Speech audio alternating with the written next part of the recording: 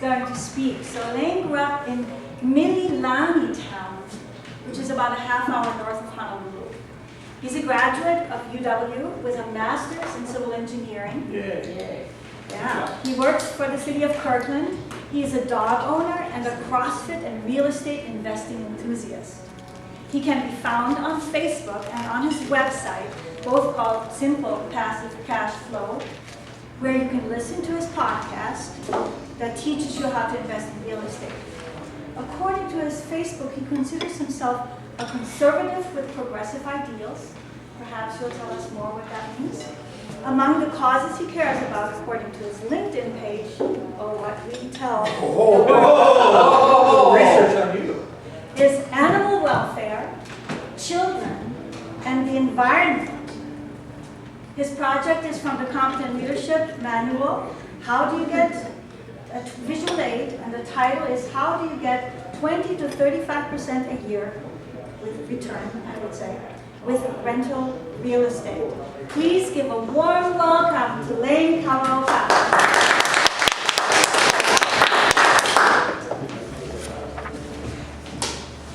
Hey everybody. I get asked this question all the time. How do you come up with your numbers on 20 to 35% a year with real estate? So I'm going to go through the numbers with you guys on the board today. Just so you can review the math a little bit.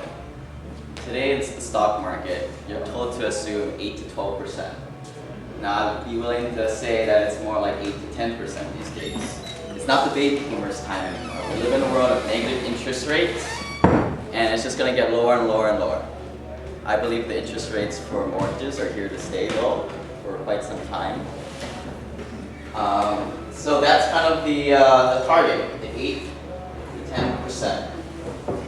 That's what we've been brought up with, this dogma that we're supposed to get.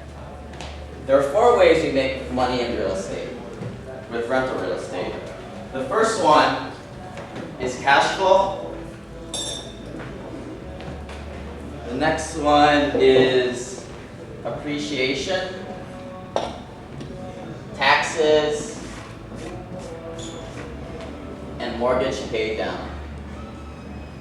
So just to get down into the granular a little bit, I typically buy homes that are about $100,000. And these are good homes. These are 3-bedroom, 2-bath, 1,100 square feet. Only us people on the West Coast live in $300,000, $400,000 homes. These homes that are $100,000, these are the median homes in most of America, Midwest. And these will rent for typically about $1,000 a month. So this will give us $1,000 a month. And you don't take that all home. There's expenses to pay. So of this $1,000, 500 of it goes to your mortgage, which is your principal, interest, taxes, and insurance. Another 100 goes to maintenance of things. Various things will break in the house. $100 a month is a good estimation on that. Another $100 goes to vacancy. People will move out, and capital expenditures. These are things like the roof or the flooring. You don't replace these things every year, but you put the $100 every month into an account, kind of a slush fund. So when things do break, you have it. So when that roof costs $5,000, $10,000, you have the money set aside. And you also have $100 for your property management to watch after your property. I don't know how to do eviction. I don't know how to paint walls or do plumbing or anything like that. I'm an investor. I'm not a landlord. I don't know how to do any of that stuff. This is the best $100 I spent. Toilets, termites, they do it all. I don't have to worry about it. So if you do the math, you add this up, all your expenses are $800. So you're left with $200 of cash flow at the end of the month. And this is pretty conservative. It might be more, it might be less, but on average, if you take a whole year, you're probably going to be about $200 a month. Times 12, $2,400 of cash flow in the year. Now to buy this $100,000 house, you obviously get a mortgage. So typically it's about $25,000 is your initial down payment. And I'll say that again, $25,000 buys you a home that produces this cash flow every month. I'll write this down because we're going to keep on using this $25,000 number. So this $2,400 that you're making a year goes in the numerator slot, and the $25,000 goes in the denominator. And I'm going to bump that up to $2,500 just to make the math easy. But right here, that is approximately 10% just on cash flow. But we're not done there. We'll go down to taxes. Taxes is kind of a boring one. Most times I run a deficit because I'm pretty creative on what I deduct for taxes. I didn't buy my soup and salad today, but typically write it off. I'm talking about real estate.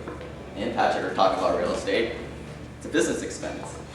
Home office, I deduct all that stuff. My rentals usually run at a loss when I put in all my expenses, and you can depreciate the value of the home. So usually you're running at about $500 a month of this depreciation. That kind of equals to be $5,000, and it's not. You're getting a 25% tax bracket. If you're assuming 25% tax bracket, you're not getting that whole money. When you equate it to tax savings, it usually comes out to about 3 to 4%. I don't really want to get into the math. It's not small potatoes compared to the big thing, but it's in there. Mortgage pay down. So again, if you're paying the mortgage off every month, it's approximately $500. Of that, it's made of principal, interest, taxes, and insurance. Your principal, when you first start off, I don't know if you guys have mortgages here, but in the beginning, you're not paying anything to principal. It's mostly interest. So in the beginning, it's approximately $200 a month that's going to mortgage pay down. You're building equity, slowly. $200 times 12, that's 20. That's another $2,400 a year. Same thing on here, $2,500. And that's another 10%. Now appreciation. If this $100,000, I assume that these homes don't go up in value. But if you assume 3% a year, this $100,000 home goes up to $103,000. You just made $3,000. And that's approximately 12% additional. So in conclusion, the total return is adding up all 4 of these ways you make money. 10 plus 12 plus 10 plus 3 is a total return of, well, the number's actually made pretty nice today, 35%. So you compare that. Would you rather have 35% with rental real estate or the 8 to 10% in stocks? Thank you.